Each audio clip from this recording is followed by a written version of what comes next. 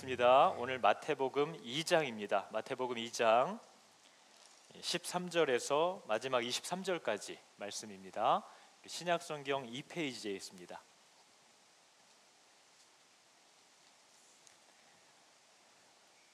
찾으셨죠? 신약성경 2페이지 마태복음 2장 13절에서 마지막 23절입니다. 저랑 한 절씩 우리 번갈아서 읽도록 하겠습니다. 그들이 떠난 후에 주의 사자가 요셉에게 현몽하여 이르되 헤롯이 아기를 찾아 죽이려 하니 일어나 아기와 그의 어머니를 데리고 애굽으로 피하여 내가 내게 이르기까지 거기 있으라 하시니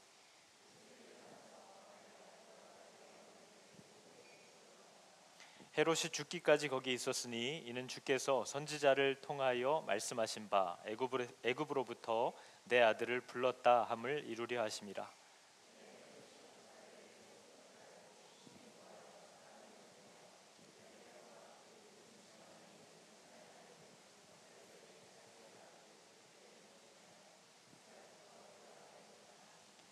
이에 선지자 예레미야를 통하여 말씀하신 바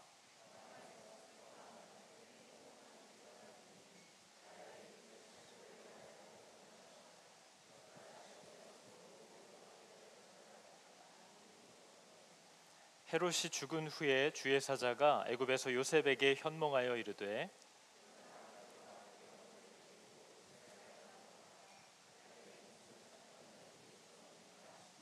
요셉이 일어나 아기와 그의 어머니를 데리고 이스라엘 땅으로 들어가니라.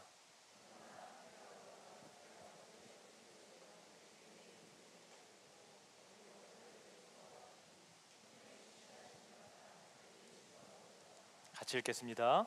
나사렛이란 동네에 가서 사니 이는 선지자로 하신 말씀에 나사렛 사람이라 칭하리라 하심을 이루려 함이러라.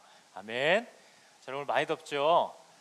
더우시지만 저를 보면서 이겨내시기 바랍니다.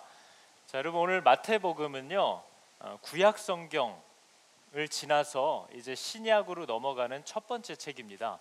거기에는 또 굉장히 중요한 의미가 있죠. 마태복음은 신약을 처음 시작하기에 참 적절한 책이구나 이런 생각이 들게 만드는 책입니다. 왜냐하면 구약 성경이 말하고 있던 모든 내용, 메시아가 오실 것이다 하는 그 내용들, 하나님이 너희들의 눈에서 눈물을 닦아주시고 너희를 건져주실 도울 사람, 도울 존재, 너희의 구원자를 보내주실 것이다 라는 걸 이제 다 알고 있었거든요. 그런데 그 메시아가 예수라는 사실을 이제 설명해야 되는 아주 무거운 임무를 맡은 책이 신약 성경입니다. 그들이 그토록 기대하는 메시아는 어마어마한 인물이어야 하거든요. 근데 그분이 예수라는 너무나 보잘것없고 믿을 수 없는 인간의 몸으로 있는 나와 다를 바가 없는 존재, 저 사람이 그 구약 성경이 말하던 왕, 메시아다, 구원자다라는 사실을 납득하기가 어려워하는 유대인들에게 이제 구약 성경이 말하는 모든 그 선지자들의 예언과 예고들이 바로 이 예수라는 사람을 우리에게 말해주기 위한 모든 내용들이었다라는 걸 이제 설명을 해야 되거든요. 그러니까 이게 얼마나 힘든 일입니까?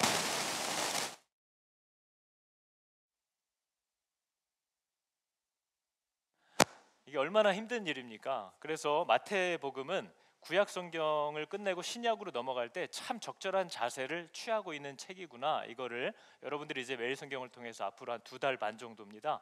근데 되게 재밌는 스토리들이잖아요. 예수님에 대해서 그 내용들을 쭉 보면서 알게 되실 거예요. 그래서 여러분 마태복음은 28장으로 이루어져 있거든요.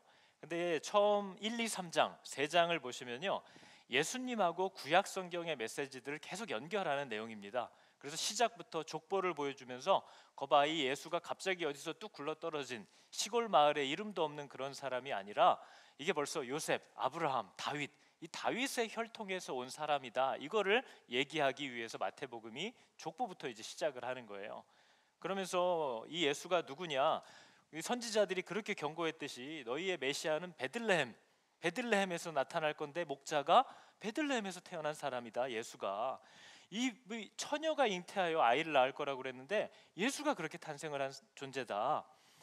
임마누엘의 하나님이다. 이 얘기들을 앞에 세 장에서 이제 계속 얘기를 하는 겁니다. 그러면서 예수님은 심지어 니네가 보기엔 볼품 없어 보이지만 모세보다 탁월하신 분이다. 이 얘기를 마태가 하려고 하는 거예요. 그래서 마태는 보시면요, 뒤에 보면 모세는 너희에게 이렇게 하라고 명령했지만 예수님이 이렇게 얘기하는 거죠. 나는 너희에게 다시 말하노니. 그러니까 뭐예요? 내가 모세의 법을 수정하고 있는 거예요. 그러니까 예수님은 모세보다 탁월한 존재다. 모세가 율법이라면 예수님은 복음이거든요. 그래서 이 율법의 내용을 정확하게 이해하고 있고 율법에 말하는 정신을 정확하게 말씀하시는 분이 예수님이시기 때문에 나는 모세보다 탁월한 자다 하는 걸 이제 앞장에서 계속 얘기를 하는 겁니다. 그리고 이제 우리가 곧 다음 주에 지나가겠지만 4장부터 7장을 쭉 보시면요, 세례 요한도 그랬고 예수님도 그랬고 처음 입을 열어서 전한 메시지가 회개하라, 하나님의 나라가 가까웠다, 이거예요.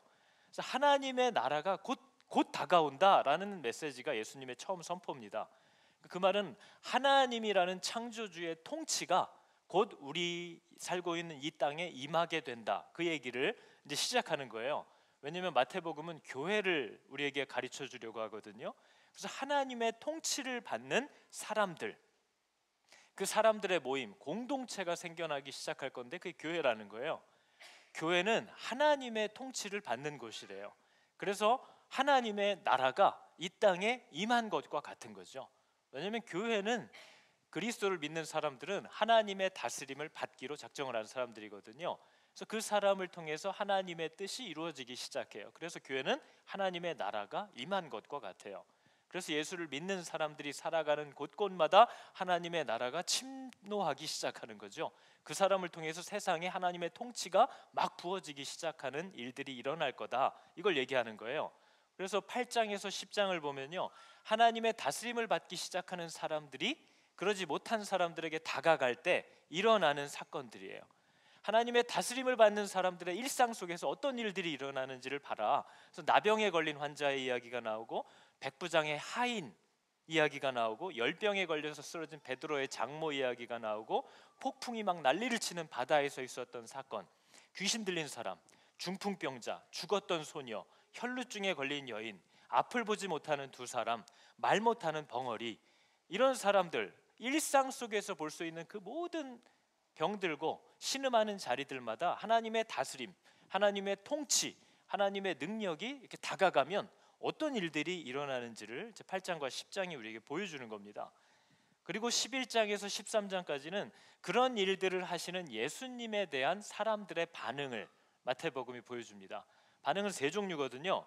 긍정적으로 반응하는 사람들이 있고요, 중립적으로 반응하는 사람들이 있어요. 어떻게 되나 보자.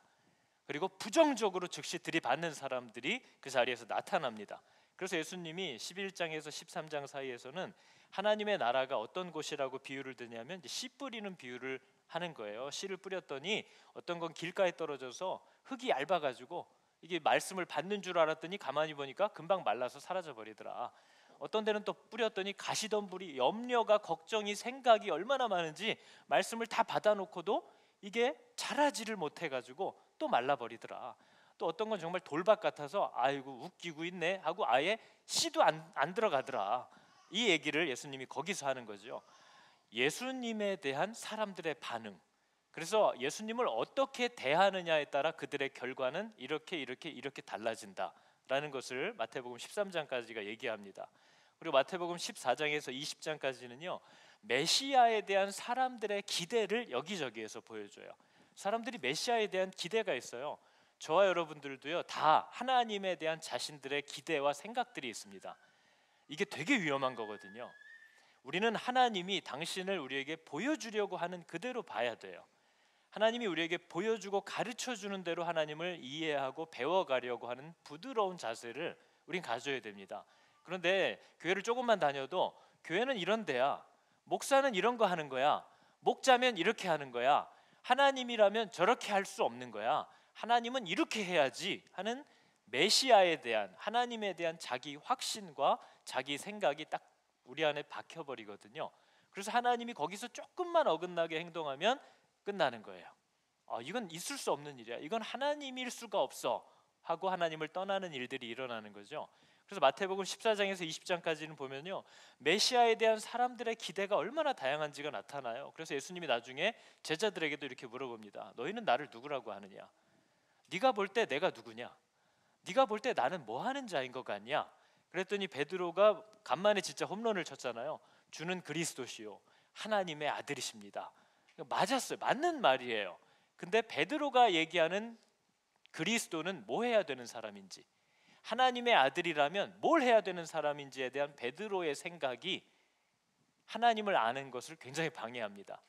그래서 나중에 베드로가 상당히 실망하고 베드로도 등을 돌리는 거죠. 어떻게 왕이 그럴 수가 있지? 어떻게 하나님의 아들이라면 저렇게 힘없이 끌려가서 두드려 맞고 십자가에 걸릴 수가 있지? 어떻게 그리스도라면 저렇게 군인들에게 힘없이 끌려갈 수 있지? 그의 생각이 예수님을 바로 보는 것에 엄청난 방해가 되는 거죠. 그래서 예수님이 나 왕 맞아, 내가 구원자 맞아, 이렇게 얘기를 하시는데 그들이 생각하고 있는 왕의 모습과는 전혀 다른 모습인 겁니다. 왕인데요, 마국간으로 오셨어요. 왕이 자기의 즉위식을 화려한 왕궁에서 해야 되는데 그게 다 사람들이 생각하고 기대하는 거예요. 근데 이 왕은 자기의 왕으로 세워지는 즉위식을 십자가 위에서 했어요. 이해할 수가 없는 거죠. 도대체 이 왕이 뭐 하는 사람인지 모르는 거예요. 왕이면 섬김을 받아야 되는데 이 왕은 섬기러 왔대요. 그러니까 하나님의 원래 모습을 계속 가르쳐 주니까 하나님에 대한 자기 생각으로 꽉 차 있던 사람들은 그분을 받아들일 수가 없는 겁니다. 그분의 원래 모습을 볼 수가 없는 거죠. 인정을 할 수가 없는 거예요. 그래서 무슨 일을 당하면 복수를 하는 게 아니라 용서를 하는 거야. 우리가 부유해지는 것은 끌어안아서 부유해지는 게 아니라 손을 펼쳐 나눠서 부유해지는 거야. 이런 류의 얘기를 자꾸 하시니까 메시아에 대한 사람들의 기대가 쨍그랑 다 깨지기 시작하는 거예요. 그러니까 예수님이 가시는 곳마다 사람들이 자꾸 떠납니다. 아, 이거 아닌 것 같아. 나 이분인 줄 알았더니 이분 아닌 것 같아. 세례 요한마저도 감옥에서 그런 얘기를 계속 듣다가 이상하니까요, 사람을 보내서 물어봐요. 내가 기다리는 사람이 당신 맞습니까? 이렇게 물어봐요, 세례 요한이. 너무 이상한 거죠. 마태복음은요, 여러분, 믿는 사람들의 원래 갖고 있던 자기 기대를 계속 깨뜨리는 책입니다. 그래서 사람들이 굉장히 힘들어하는 거죠. 그리고 마태복음의 마지막인 26장에서 28장은 유월절을 다시 얘기합니다. 민수기가 얘기했던 그 유월절을 예수님이 최후의 만찬은 유월절기를 기념하기 위한 식사였어요. 유월절은 우리가 민수기에서도 얘기했지만 이스라엘을 건지기 위한, 이스라엘이 죽었어야 할 죽음을 대신 지기 위한 어린 양에 대한 이야기입니다. 유월절이. 근데 예수님이 그 절기에 십자가를 치러 준비하고 있는 모습이 26장에서 28장의 내용이에요. 이거보다 복음을 확실히 가르쳐 주는 게 어디 있습니까? 근데 사람들의 기대는 메시아면 승리해야지, 우리를 건져줘야지. 그런데 예수님이 보여주신 이 메시아의 결론은 죽는 거였거든요. 아주 힘없이 실패하는 모습 같아 보였어요. 그래서 마태복음이 계속 구약 성경의 메시지를 자꾸 끌어오는 이유는요, 이거 지금 실패한 거 아니야. 실패한 게 아니라 원래 하나님이 얘기하신 그 약속들이 성취되고 있는 거야. 예수님도 여러분 엠마오로 가는 길에서 제자들에게 답답해서 이렇게 보이는 것을 더디 믿는 자들이요, 이미 하나님께서 그리스도가 죽은 후에 부활하셔야 될 거라고 얘기하시지 않았냐, 이미 다 얘기하지 않았냐, 이게 실패가 아니라 하나님의 약속이 성취되고 있는 거야, 지금도 모르겠냐, 그게 더디 믿어지냐, 이런 것들을 책망하신 모습을 우리가 이제 보는 거죠. 그래서 우리가 오늘 읽은 말씀도 보면요, 짧잖아요. 짧은데 이 짧은 세 단락입니다. 세 단락을 저희가 오늘 읽었는데요, 한 단락마다 구약 성경이 하나씩 인용되어 있어요. 그래서 구약 성경의 내용이 이런 거거든요. 주께서 선지자를 통하여 말씀하신 바, 저 선지자가 호세아 선지자입니다. 저 상황이 뭐냐면요, 요셉이 약속대로 아이를 받았는데, 성령으로 잉태했다는 아이를 받았는데 그 아이를 죽이려고 하는 헤롯의 위협에 지금 처한 겁니다. 그러니까 너무나 마음이 두렵잖아요. 그래서 이거 어떻게 해야 될까 하다가 애굽으로 도망친 거예요. 애굽으로 도망친 거예요. 그러니까 이거는 남들이 볼 땐 아니, 저거 요셉 믿는 사람이라는 놈이 아무리 두려워도 그렇지 하나님께 기도하고 힘있게 나가야지, 왜 그게 무섭다고 애굽으로 도망쳐? 우리는 진짜 말 되게 많이 할 거예요. 그런데 그것마저도 하나님의 예언 속에 이미 다 있어요. 오늘 뭐라고 해요? 주께서 호세아 선지자를 통해서 이미 말씀하신 것처럼 애굽에서 내 아들을 불렀다 함을 이루려 하심이라. 요셉은 두려워서 애굽으로 도망쳤는데 하나님이 그 애굽에서 내 아들을 부를 것이라는 예언이 이미 예전에 있었던 거예요. 너무 신기한 일인 거죠. 요셉은 그냥 자기가 도망친 줄만 알았어요. 근데 그것마저도 하나님의 예언과 섭리 속에는 다 들어가 있어요. 그리고 두 번째 말씀을 보니까 이번엔 밝혔죠. 누군지? 선지자 예레미야를 통하여 말씀하셨던 것처럼 라마에서 슬퍼하고 크게 통곡하는 소리가 이제 들릴 거다. 그게 뭐냐? 라헬이 자식을 위해서 애곡하는 것이다. 그가 자식이 없으므로 위로받기를 거절하였다. 위로할 수가 없게 되었다 하는 그 예언이 이루어졌다. 이렇게 얘기를 했어요. 저 얘기 역시도요, 지금 헤롯 왕이 메시아라는 진짜 왕이 세상에 오셨다는 동방 박사들의 얘기를 듣고 자기가 왕의 자리에서 밀려날까봐 그 동방 박사들의 얘기를 들었던 시기부터 한 2, 3년을 싹 잡아가지고 그때 태어난 애들을 다 죽여버린 겁니다. 얼마나 처참한 일이에요. 근데 그걸 이미 얘기하고 있는 거죠. 라마에서 통곡하는 소리가 들릴 거다. 근데 저 라마가 베들레헴과 같은 지역입니다. 그리고 남유다가 바벨론 포로로 끌려갈 때 집결했던 장소가 라마예요. 그러니까 이 하나님의 백성들이 끌려가고 죽임을 당할 때 이 라헬이라는 유대의 이스라엘의 어미가 정말 크게 통곡하였다. 그 얘기가 지금 이루어지고 있는 거다. 이 얘기를 또 다시 하는 거죠. 그리고 세 번째, 오늘 본문에 언급했던 나사렛이란 동네에 가서 사니 이는 선지자로 하신 말씀에, 저 선지자는 이사야 선지자입니다. 선지자가 뭐라고 얘기했냐? 메시아는 나사렛 사람이라 칭하리라 하심을 이루려 합니다. 근데 여러분, 구약성경 어디에도 예수님을 이사야가 나사렛 사람이라 칭하리라고 얘기한 곳은 없습니다. 그런데 저 얘기를 마태가 어디 성경에서 끄집어 왔냐면 이사야 11장 1절에 연약한 순, 메시아는 이새의 줄기에서 한 싹이 나고 그 뿌리가 자라서 한 열매를 결실할 거다. 그 메시아를 얘기하는 거에서 이새의 줄기 할 때 줄기라는 단어가 저 나사렛, 넷세렛이라는 단어입니다. 그래서 그 말씀을 마태가 구약에서 끄집어 와가지고 이거 봐, 이렇게 볼품 없는 곳에서 메시아가 오실 거라고 이미 선지자가 우리에게 얘기한 바가 있다. 그래서 여러분, 예수님은 평생에 저거 나사렛 예수 아니냐 이렇게 바리새인들에게 놀림을 많이 당했어요. 왜냐하면 진짜 보잘것없는, 인물이 날 수 없는 지역에 아주 보잘것없는 사람 아니냐 이렇게 멸시했거든요. 근데 성경은 메시아가 바로 그런 볼품없고 연약하고 아무도 기대할 수 없는 곳에서 나타날 거다라고 이미 우리에게 얘기했다는 거죠. 그러니까 여러분, 지금 보면요, 요셉은 두려워서 일로 도망가야 되나? 다시 돌아갈까? 이거를 고민하면서 막 살았던 사람이고요. 헤롯은 지 맘대로 자기의 권위를, 기득권을 뺏길까 봐 그게 두려워서 사람들을 막 죽이고 다니느라 정신이 없어요. 사람은 각자 자기의 삶을 막 살고 있는데요, 오늘 말씀을 보니까 하나님은 이미 그 모든 사람들의 생각과 그들이 어떻게 반응할지와 그들이 어떤 결정들을 할지를 이미 다 얘기하고 계셨다는 거예요. 그러니까 이런 하나님의 섭리가 대단하다는 것을 우리가 알아야 한다는 거죠. 근데 여러분, 헤롯과 요셉의 결과는 전혀 다릅니다. 요셉은 어떻게 하면 내가 하나님께 순종할까를 고민하지만 두려움과 여러 가지 이 방향을 알 수 없는 헷갈림 가운데 하나님을 어떻게 하면 따라갈 수 있을까? 나는 왜 이거밖에 안 될까? 그렇게 괴로워하면서 삶을 살았는데 하나님은 그 사람의 삶을 전혀 망가뜨리지 않았고 하나님의 뜻이 그의 연약함과 두려움 때문에 잘못되지도 않았어요. 하나님은 그러한 성정과 성품과 연약함을 가진, 그러나 하나님께 순종하려고 하는 사람의 삶을 통해서 그분의 뜻을 그대로 이루어냅니다. 그것은 요셉에게 참으로 위로고 복이에요. 그런데 반대로 헤롯은 자기 욕심과 자기 마음대로 일들을 막 진행해요. 그런데 그럼에도 불구하고 하나님의 뜻은 그가 방해하지 못합니다. 하나님은 그 사람의 그러한 악함까지도 당신의 계획에 다 두시는 분이에요. 그러나 그 사람에게는 저주입니다. 하나님의 뜻이 이루어지는 도구로 사용됐다고 해서 구원을 받는 건 아닌 거죠. 하나님은 악인도 결코 방해할 수 없는 섭리를 자랑하시지만 그 악인은 자신의 잘못된 선택대로 결과를 만나게 될 거라는 걸 우리에게 가르쳐 주는 거죠.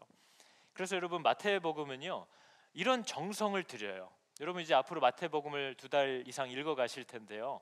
읽으면서 보시면 마태가 이 예수가 아무것도 아닌 자가 아니라 유대인들이 그렇게 잘 안다고 자부하는 구약 성경의 모든 예언들의 성취라는 사실을 어떻게든 설명해 내려고 계속해서 구약 성경의 말씀들을 끄집어 오는 것을 이제 앞으로도 계속 보실 겁니다. 그게 마태복음의 기록 목적이거든요. 유대인들을 위한 복음이에요. 안다고 생각하는 자들을 위한 복음이에요. 그러나 잘못 알고 있는 자들, 하나님을 자기 생각대로 알고 있는 자들을 위한 말씀인 거죠. 어떻게 보면 오늘날 교회에 나오고 있는 저와 여러분을 위한 말씀입니다. 여러분들도 아마 설교를 들을 때 보면 나 저거 알아, 저건 맞아, 아니야, 저건 아니야 하고 자기가 가지고 있는 틀대로 말씀을 받는 사람들이 있을 거예요. 근데 여러분 성경은 마태복음 보면요, 니고데모 같은 유대인이 있습니다. 니고데모는 정말 말씀을 깨닫고 싶어하는 사람이에요. 그래서 예수님이 뭔가를 얘기하면 아니 그러면 사람이 다시 태어난다 그러면 엄마 뱃속에 들어갔다 나와야 되나? 이런 멍청한 질문도 막 했던 사람이에요. 근데 멍청하지 않아요. 굉장히 똑똑한 사람입니다. 영적이라 이해를 못하는 거예요. 그러나 니고데모는 알고 싶어 해요. 그러니까 하나님이 니고데모를 귀히 여깁니다. 그러나 대다수의 바리새인들은 자기의 지식을 자랑하는 게 목적이었던 사람들이에요. 그 사람들은 정말 마태복음을 앞으로 보시면 처절하게 깨집니다. 그리고 하나님의 복음에서 완전히 외면되기 시작하는 것을 우리가 보게 되는 거죠. 그러니까 여러분 이게 너무 신기한 일입니다. 우리가 하나님의 뜻대로 살기에 너무나 부족한 자들이라는 걸 알고 내가 진짜 하나님께 도움이 될까? 내가 이렇게 하나님을 따라 살려고 하는 게 과연 하나님께 무슨 도움이 될까? 내가 방해나 하지 않을까? 그러나 여러분 우리가 무슨 짓을 해도 하나님을 방해하지 못합니다.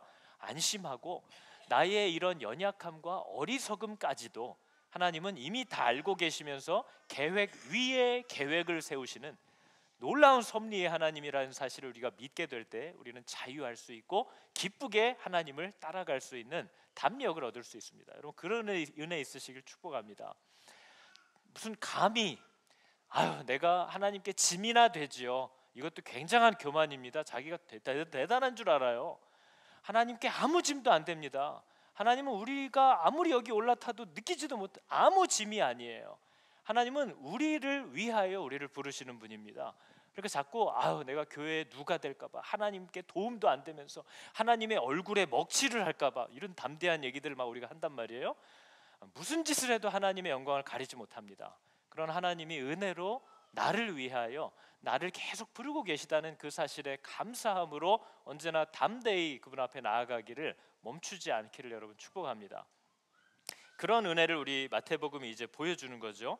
그래서 여러분 교회 안에서도 보면요, 이 마태복음의 내용처럼 다들 하나님을 경배하러 나와 있는 사람들 같아 보입니다. 그리고 다들 하나님을 알고 싶어하는 사람들처럼 보입니다. 그러나 보면 사람의 관심사는 다 다르거든요.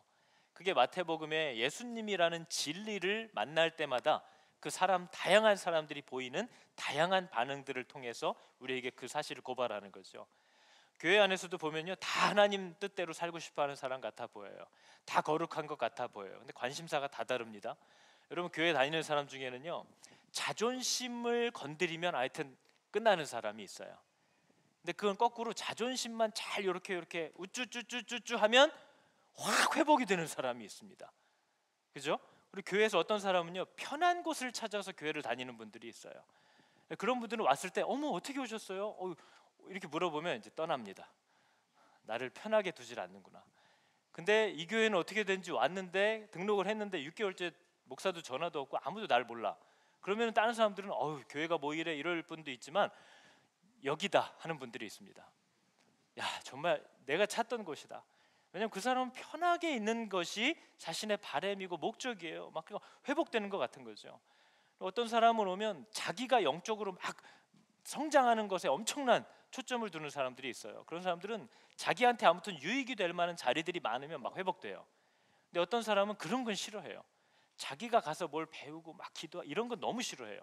근데 남들을 위해서 막 뭔가 하는 건 또 되게 좋아하는 사람들이 있어요. 그러니까 요 관심사들에 따라서 담임 목사가 아주 뱀처럼 지혜롭잖아요. 그럼 아주 사람들 끌어다가 모으는 건 일도 아닙니다. 요 사람은 신경 건드리면 안 되는구나. 집사님 어떻게 그렇게 생길 수가 있어요? 하면서 막 칭찬하면 막 세워지기 시작하거든요. 어떤 사람은 좀 귀찮아하면 그냥 아예 신경 안 쓰면 돼요. 그러면 그 사람은 계속 거기 있어요. 안 떠납니다. 어떤 사람은 뭐 양육만 할 때마다 불러주면 하여튼 너무 만족해하고, 어떤 사람은 양육엔 절대 부르면 안 돼요. 양육 받으러 오시라고 자꾸 하면 떠나니까. 근데 뭐 무슨 일이 있거나 뭐 주차 봉사를 해달라 그러면 그런 건 또 되게 좋아하면서, 그래도 내가 하나님의 일을 하면서 살지 하면서 또 만족해하면서 하는 분들이 있어요. 근데 여러분, 하나님은요, 그렇게 하면 사람들이 막 자기가 원하는 게 채워지니까 회복되는 것 같지만, 하나님은 절대로 그 사람들이 원하는 것만을 주지 않습니다. 그걸 알아야 돼요. 하나님은 정말 그 사람들에게 생명을 주고 싶어 하시는 분이기 때문에, 나는 그냥 아무도 안 건드리고 편안하게 뒀으면 좋겠어 하는 사람에게 하나님은 절대 그걸 허락하지 않을 겁니다. 그게 하나님의 당신을 향한 사랑이기 때문에 그래요. 나는 내 자존심 건드리는 건 못 참아 하는 사람에게, 그럼 하나님이 야, 그럼 쟤는 건드리지 말자. 하나님은 절대로 안 그러실 거예요. 딱 가서 자존심이 어디가 제일 두꺼운지를 봐서 거기를 대번에 치실 분이 하나님입니다. 하나님은 절대로 저와 여러분들이 하나님이 우리에게 주시려고 하는 것을 외면한 채 내가 원하고 기대하는 것만을 얻기 원하는 그 자리에 편안하게 있도록 두시는 분이 아닙니다. 그래서 그 잘못된 것, 교회가 줄 수 없는 것들, 하나님이 정말 주려고 하시는 게 아닌 것들을 기대하고 있는 사람들은 반드시 떨어져 나가게 돼 있습니다. 담임 목사가 괴롭혀서가 아니에요. 저는 여러분의 마음도 잘 몰라요. 근데 하나님이 살아계셔서요, 참 희한하게 어떻게 그 사람이 만져져야 되고 고쳐져야 되는 그 부분들을 하나님이 참 다양한 것들을 사용해서 정확하게 그 부분들을 찍어내기 시작합니다. 그게 하나님이 살아계시다는 뜻이에요. 그래서 하나님이 내게 주려고 하는 것에 관심이 없는 사람들은 언젠가는 반드시 떨어져 나가게 되어 있다는 거죠. 그럼 여러분, 하나님이 주려고 하는 게 뭘까요? 하나님이 교회를 통해서 저와 여러분에게 주시려고 하는 게 뭐냐라는 거에 저와 여러분은 대답을 사실 할 수 있어야 됩니다. 이거 되게 쉬운 건데 목사가 물어보면 답이 뭐라고요? 하나님이 뭘 주고 싶어 하실까요? 예수님이죠. 예수님을 우리가 받기를 원하는 거예요. 예수님은 살아계신 말씀이에요. 그분은 그러면서도 진짜 실존하는 존재예요. 그래서 그 하나님이 정말로 내게 말씀하신다라는 것을 내가 알게 되고, 그분에게 내가 말을 걸기 시작하고, 말씀을 통해서 또 살아계신 하나님의 섭리들을 통해서 내가 알아들을 수 있도록 내게 말하고 계시는 분이라는 사실을 하나님은 여러분이 알기를 원합니다. 그래서 여러분들이 어긋나 있고 틀어져 있는 것들에 대해서 하나님이 분명히 얘기하실 거라는 것을 여러분이 알기를 하나님은 기대합니다. 그리고 그것을 내가 얘기했을 때 마음을 강팍하게 하지 않고, 마음을 독하게 먹지 말고 하나님께 부드럽게 마음을 열어드리기를 계속해서 하나님은 우리에게 요청하시는 분입니다. 우리들을 얻기 위해서 그렇다는 거죠. 그래서 여러분, 교회라는 곳은요, 이런 공동체면서 우리 예수를 믿는 사람들을 교회라고 하거든요. 교회는요, 내가 기대하는 것을 따라 사는 사람이 아니고요, 교회를 찾을 때도 내가 원하는 것들이 있는 교회를 찾아다니는 자들이 교회가 아니고요, 하나님의 뜻이 이루어지기를 정말 원하고 있는 사람들이 교회입니다. 그래서 올 한 해 저와 여러분들이 무슨 생각을, 계획을, 또 바램을 갖고 있는지 저는 몰라요. 목사님, 올 한 해는 그냥 이렇게 하려고요, 이렇게 좀 하고 싶어서요. 저도 동감합니다. 저도 그러고 싶어요. 그런데 중요한 건 이 교회의 머리는 제가 아니라는 거죠. 이 교회의 머리이신, 여러분의 주인이신 하나님께서 바로 여러분의 그런 생각과 바람들에 대하여 뭐라고 얘기하시고 계시는가를 여러분이 직접 들어야 된다는 겁니다. 그리고 중요한 건 여러분이 그분의 음성을 들었을 때 어떤 모양으로든 반응해야 된다는 거죠. 긍정적으로 반응하던, 중립적으로 반응하던, 부정적으로 반응하던, 그건 여러분과 하나님과의 관계고, 저는 이것을 여러분들이 듣고 해야 된다라는 것을 전하는 형제 가운데 하나일 뿐입니다. 그러니까 여러분은 반드시 여러분의 주인에게 반응을 해야 되는 거죠. 하나님이 우리에게 예수를 꼭 주려고 하는 이유는 하나밖에 없거든요. 임박한 진노 때문입니다. 여러분, 예수 그리스도를 붙잡지 않은 자들에게 이 임박한 진노가 곧 닥친다는 것을 예수님만 얘기한 게 아니라 지금도 얘기하고 있는 거예요. 여러분, 우리는 어느 순간 하나님 앞에 갑자기 서게 될지 누구도 몰라요. 근데 예수를 붙잡지 않은 모든 생명은 끝난 겁니다. 여러분, 우리가 아무리 교회를 다녀도요, 이 땅에서 저와 여러분의 마지막은 다 비참이라고 성경은 얘기합니다. 여러분, 저는 저희 아버지 어머니가 순차적으로 6년 터울로 가시는 걸 봤거든요. 근데 예수를 믿고 아무리 신앙생활을 잘해도요, 인간의 마지막은 성경이 얘기한 바와 같이 우리의 범죄함으로 말미암아 사람은 다 사망이라는 죄의 대가에 다다르게 되어 있습니다. 여러분도 분명히 여러분의 자녀를 먼저 보내게 되거나 얘를 어떻게 하지 하면서 여러분이 먼저 가셔야 되는 그 날을 여러분의 삶에 반드시 만나게 될 거라는 거예요. 여러분이 자녀 없이 살아가야 될 날이 몇 년이 있을지 모르고, 여러분의 자녀가 여러분 없이 고된 삶을 얼마나 더 살아가야 될지 모르는 그 날이 반드시 있다는 겁니다. 우리가 다 이렇게 건강하다가 하하하 하다가 숨이 끊어지는 게 아니에요. 우리가 다 그 죽음에 다다르기까지 어떤 고통을 지나가게 될지 모르지만 다 지나가도록 예정되어 있다는 것을 알아야 됩니다. 그래서 인간의 결론은 다 비참이에요. 그래서 하나님이 이 어린 양을 우리에게 주려고 하시는 겁니다. 이 어린 양을 받고 그의 피를 칠하는 자들마다 이 사망과 비참이라는 것이 우리를 닥치는 순간 즉시 이 어린 양의 피는 그 사망을 문처럼 열고 우리를 생명으로 넘겨버립니다. 그 복이 우리의 구원이라는 복이에요. 그래서 교회는, 하나님은 모든 당신에게 나오는 자들이 그들이 원하는 것을 주려고 하는 게 아니라 이 예수를 주려고 하는 겁니다. 이 어린 양을 우리에게 주려고 하시는 거죠. 이 진노가 우리에게 다 예고되어 있기 때문이에요. 그러니까 교회가 줄 수 있는 건 예수님밖에 없고, 여러분에게 예수를 준다라는 건 곧 여러분이 필요하다고 생각하는 모든 것을 다 주는 것과 같다는 사실을 여러분 알아야 됩니다. 예수를 받으면 여러분이 원하는 모든 것이 그분과 함께 있다는 것을 여러분 믿을 수 있어야 됩니다. 그게 예수님이 직접 얘기한 겁니다. 그래서 여러분, 교회를 이렇게 다니는데도 예수를 믿지도 않아요. 알고 싶어 하지도 않아요. 받아들이려고 하지도 않아요. 그런 분들에게 이 교회는, 하늘그림 교회는 아무것도 여러분에게 줄 수 있는 거 없습니다. 아무것도 없어요. 여기는 뭐 이런 거 없나요? 여기는 이런 무슨 클럽은 없나요? 여기는 뭐 애들 이렇게 놀 만한 데 없나요? 아유, 있으면 참 좋겠어요. 근데 없을 수도 있잖아요. 너무 죄송해요. 근데 여러분에게 정말 이 교회가 주려고 하는 건 그런 것보다 예수 그리스도를 여러분이 정말 여러분의 창조주인 줄 알게 되고, 여러분의 구원자인 줄 알게 되고, 여러분의 동행자인 줄을 알게 하는 그 일이 이 교회가 지금 여기 존재하고 있는 목적입니다.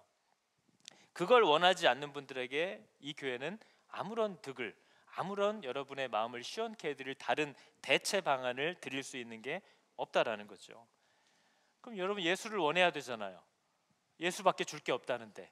근데 예수를 원하게 되는 비결은 여러분 두 개밖에 없습니다.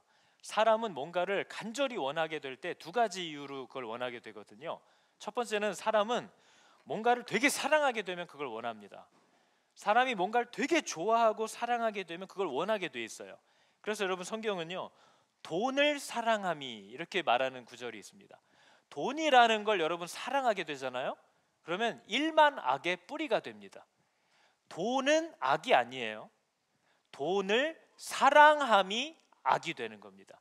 왜냐하면 하나님이 아니라 돈을 따라 살기 시작할 거니까 모든 하나님을 불순종하는 이유들이 그게 될 거라는 거죠. 이 말은 여러분 거꾸로 얘기하면요, 하나님을 사랑하게 되는 것은 일만 선의 뿌리가 되는 거예요. 하나님을 사랑하게 되면 그분에게 순종하기 위한 모든 이유들이 나타나기 시작합니다. 우리는 누군가를 사랑하면요, 여러분, 그것을 위하여 모든 걸 쏟아붓기 시작해요. 그래서 어떤 분이 저한테 최근에 질문을 했습니다. 목사님, 성령을 내가 모르는 것 같아요. 질문을 하셨어요. 그래서 성령은 구하면 주신다고 했어요, 집사님 하면서 제가 말씀을 적어드렸습니다. 너희가 악할지라도 좋은 것을 자식에게 줄 줄 알거든. 하물며 너희 하늘아버지께서 구하는 자에게 뭘 주시지 않겠네요?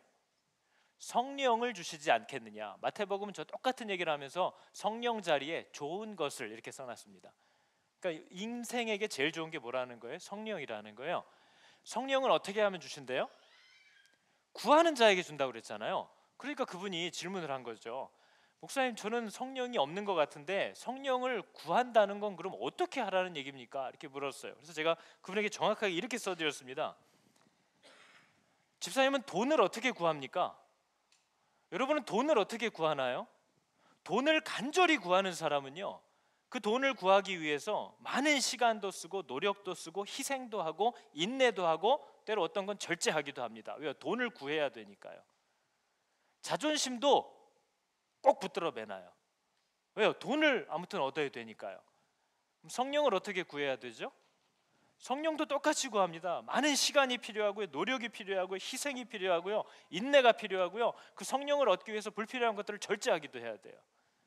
성령을 구하라, 돈을 구하라, 똑같은 겁니다. 저 여자, 저 남자를 구하려면 어떻게 해야 되죠?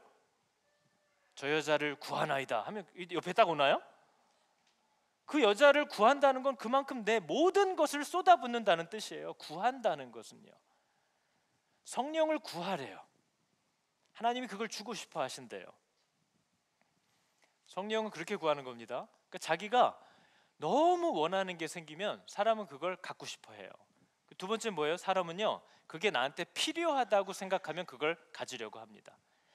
딱히 좋아하는 건 아니에요. 근데 그게 나한테 없으면 안 되는 거면 그걸 다 누구든지 가지려고 해요. 하려고 해요. 뭐 숨 쉬는 게 필요한 건 알지만 우리가 막 숨 쉬는 걸 사랑하는 분은 없잖아요. 막 시간을 내 가지고 1시간 동안 자기 숨 쉬는 거 듣고 막 행복해하는 분 있어요? 이런 분은 없어요. 근데 숨 쉬는 건 필요하기 때문에 누구나 다 쉬어요. 예수가 가끔은 그렇습니다. 사랑한다는 게 뭐지? 요즘 내가 정말 마음도 어렵고 여러 가지 지치다 보니까 내 안에 사랑이 있나? 내가 진짜 예수님을 사랑하나? 막 헷갈릴 때도 있어요. 근데 생각해 보면 그럼 예수가 그러니까 없어도 돼? 그건 안 돼요. 예수는 없으면 안 되지. 그분은 나에게 반드시 필요하지. 이걸 깨달으면 그걸 가지려고 합니다. 여러분 아시겠지만 화장실이 급하면요, 앞에 아무리 어려운 사람이 있어도 실내를 무릅쓰고 갔다 옵니다. 화장실을 뒤로 미루는 분은 없어요. 왜냐하면 필요하거든요. 더 험한 꼴을 당하기 전에 빨리 갔다 와야 되는 거예요. 예수가 내 인생에 이렇게 오래 없으면 내가 진짜 험한 꼴 당하지, 그걸 믿기 시작하면요, 좀 어렵고 신뢰를 무릅쓰고라도 그분한테 갑니다. 예수가 정말 내게 필요하다고 생각하면 하게 되어 있어요. 그래서 여러분 C.S. 라일이 이런 얘기를 했습니다. 우리 중에는요, 사람들이 맨날 나 하나님을 알고 싶어, 하나님을 알고 싶어, 도대체 하나님의 뜻이 뭔지 알고 싶어.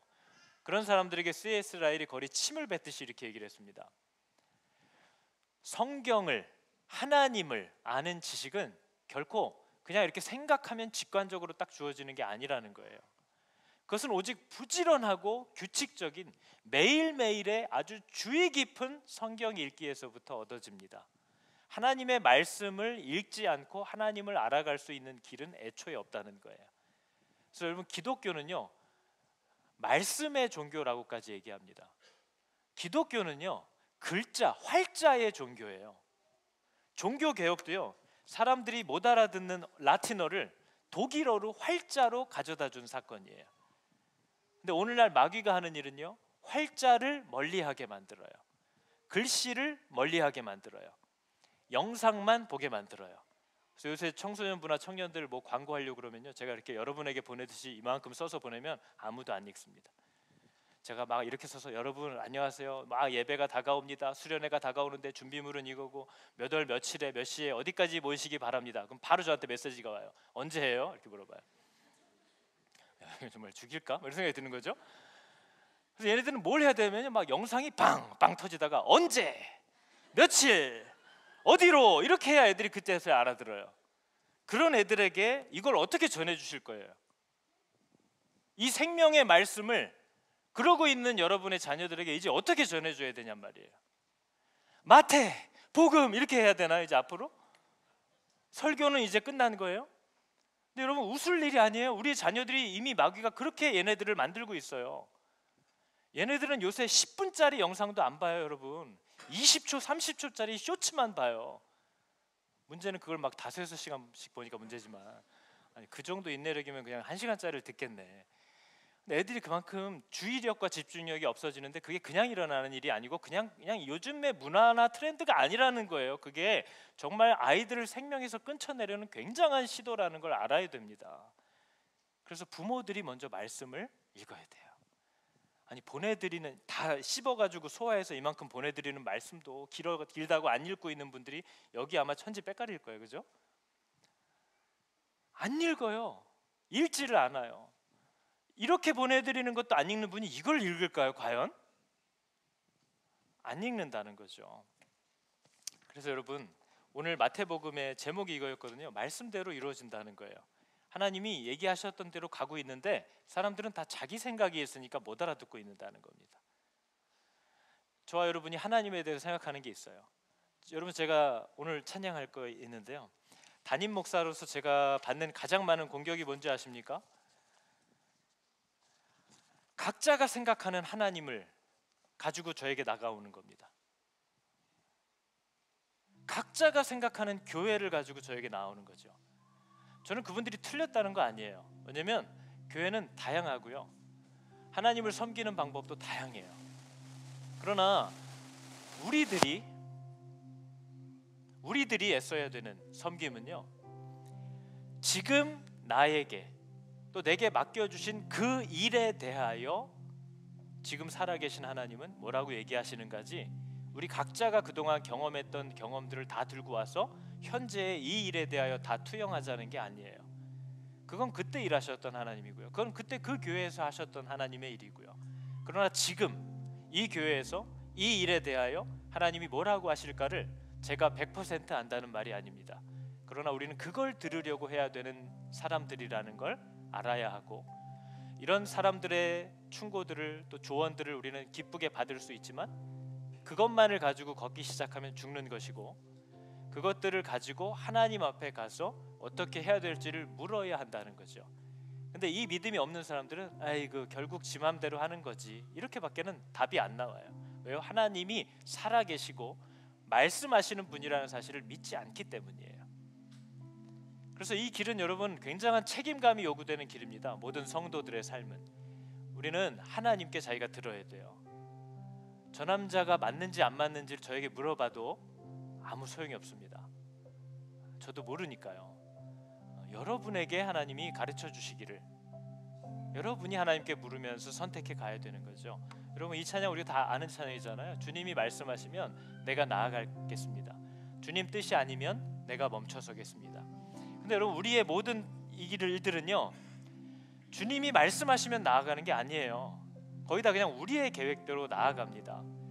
그리고 주님의 뜻이 아니면 내가 멈춰서는 게 아니고요, 내가 싫으면 멈춰서는 거예요.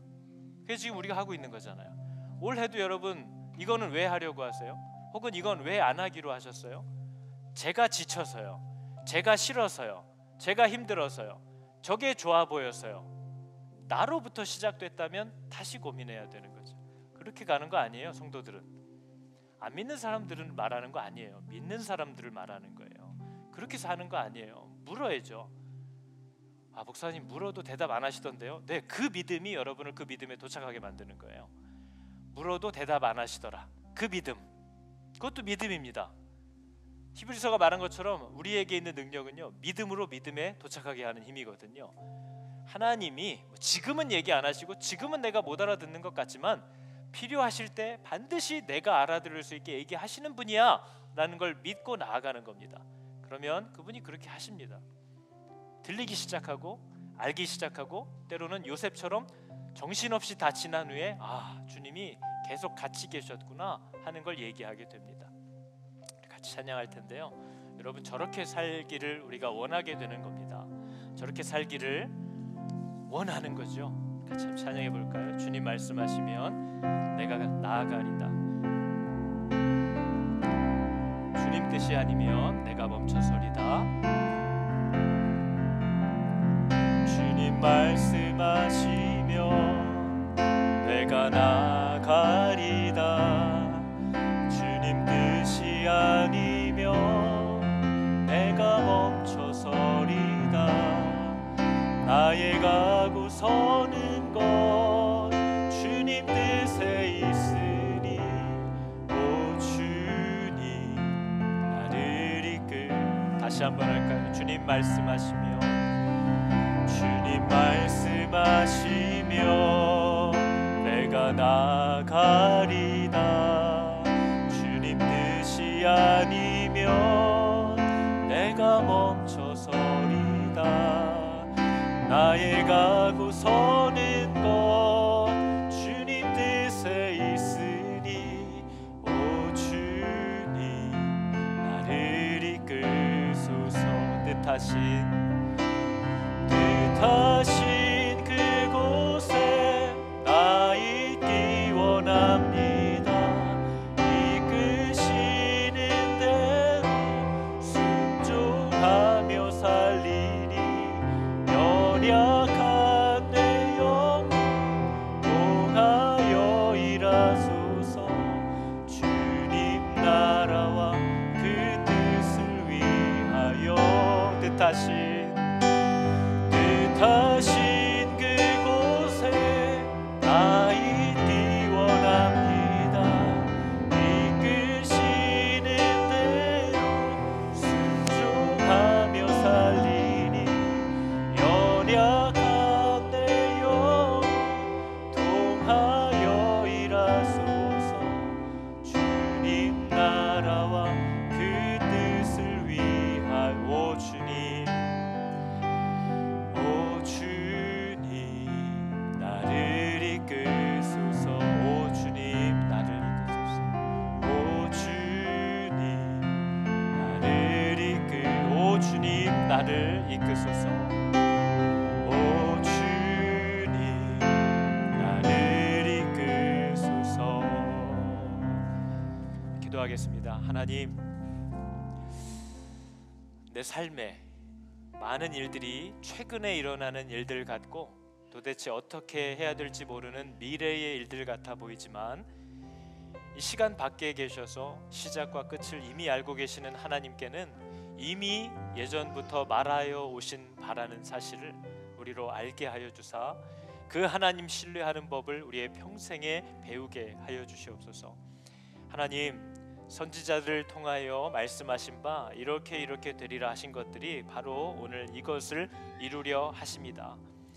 마태복음을 통하여 아버지, 내가 정말 예수를 모른다는 사실을 알게 되고 하나님이 뭘 하려고 하시는 분인지, 내게 뭘 주려고 하시는 분인지, 나를 어떻게 다뤄가는 것을 사랑이라고 말씀하시는 분인지를 내가 배워야 하는 자라는 사실을 깨닫게 됩니다. 내가 만든 하나님 때문에, 내가 세워놓은 하나님이라는 그 우상 때문에 하나님을 보지 못하고 하나님을 오히려 배척하고 밀어내는 이런 정말 저주받은 삶을 살게 된다는 것을 아버지 마태복음을 통해서 다시 한번 보게 됩니다.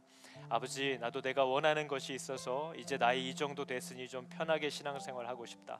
이제는 이러이러한 것들만 하면서 살고 싶다. 그러나 아버지, 내가 나를 주님께 드렸다는 사실을 또 잊고 살아갑니다.